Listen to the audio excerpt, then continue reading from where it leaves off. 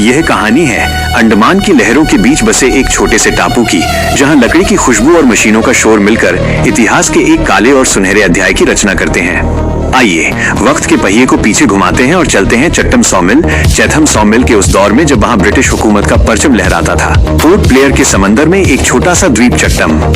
अंग्रेज अधिकारियों को अपने विशाल साम्राज्य के विस्तार के लिए लकड़ी की सख्त जरूरत थी। वे जानते थे कि अंडमान के जंगलों में छिपा पडॉक ऐसा खजाना पूरी दुनिया में बेशकीमती है। ब्रिटिश इंजीनियरों ने एक खाका तैयार किया। दूर से देखने पर यह केवल एक मिल थी, लेकिन हकीकत में ये एशिया की सबसे बड़ी लकड़ी चीरने वाली मिल बनने वाली थी। लोहे के विशाल खंभे खड़े किए गए, भारी भरकम बॉयलर मंगवाए गए और समंदर के किनारे एक ऐसी मशीनरी तैयार की गई जो जंगल के विशालकाय पेड़ों को चंद मिनटों में तख्तों में तब्दील कर दे। हवा में लकड़ी का बुरादा उड़ रहा है। भाप के इंजनों की गूंज विसल पूरे टापू पर सुनाई देती है, लेकिन इन मशीनों को चलाने वाले हाथ स्वतंत्र नहीं थे।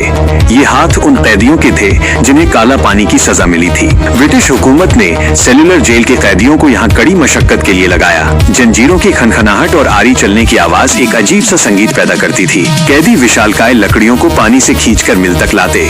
ये मिल सिर्फ लकड़ी नहीं काट रही थी, बल्कि ब्रिटिश नौसेना के जहाजों, लंदन के शाही महलों और भारतीय रेलवे की पटरियों के लिए नींव तैयार कर रही थी।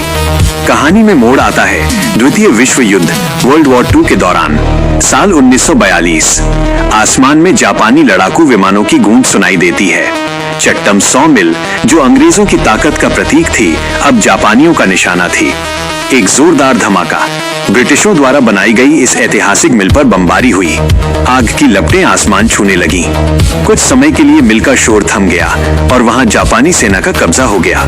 ये वो दौर था जब इस मिल ने सत्ता का सबसे खूनी संघर्ष देखा।